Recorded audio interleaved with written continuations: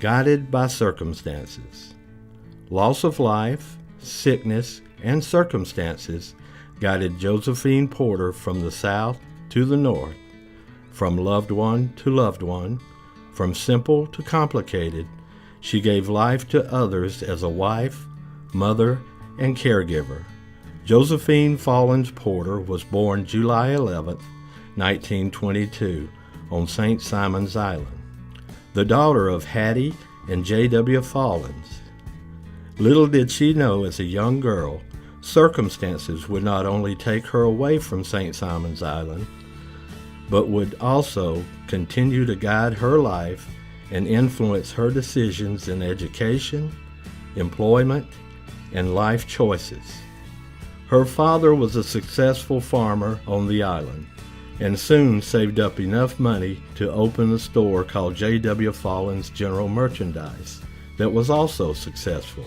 The whole family was proud of the general store that stocked everything, from work boots to vegetables from his own garden. Gardens, where my house is now, is where one of the places where he planted his gardens. Josephine's early educational years were at South End School, a one-room schoolhouse with no electricity. This school laid the foundation for her to become an excellent speller. She loved her spelling bees. However, in 1933, when Josephine was 11, her father died. She had to leave St. Simon's Island for New York City to live with her aunt, Lula Life Watson. My mom was ill. She had asthma, hay fever, whatever. And my aunt was giving her relief because my father had just died, and my mom kept my brother, who was 3. And I went to live with my aunt, so she was helping my mom, from the stress of the sickness and with my brother.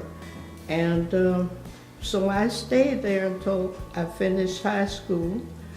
Because of circumstances, she was forced to make this transformation from a small island to a large metropolitan city, from a small one-room schoolhouse with hand-me-down books to a large school with hundreds of students.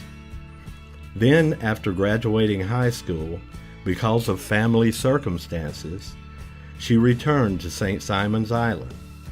And then I came back because my grandfather was ill and my mom was having to take care of him, so I came back to help her with him. And so I stayed for a while, and then I went to school. I wrote the nursing schools because I wanted to be a nurse like my aunt. My aunt was a nurse. And I was accepted in Atlanta, Grady.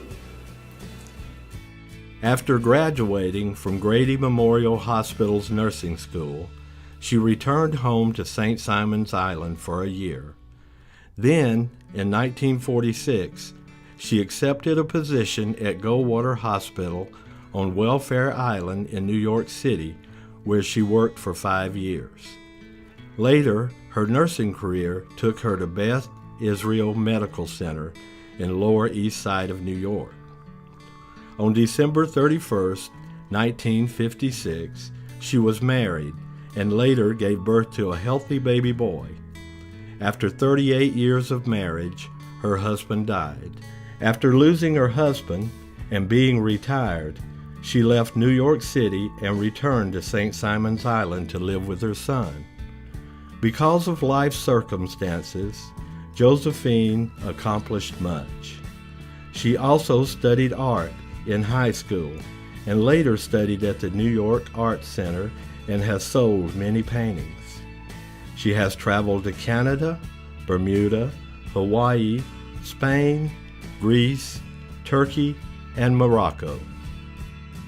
Although you may not find her name in any history books, newspapers, or magazines, Josephine Fallins Porter has made many valuable contributions to family and community as a family caregiver, nurse, and artist.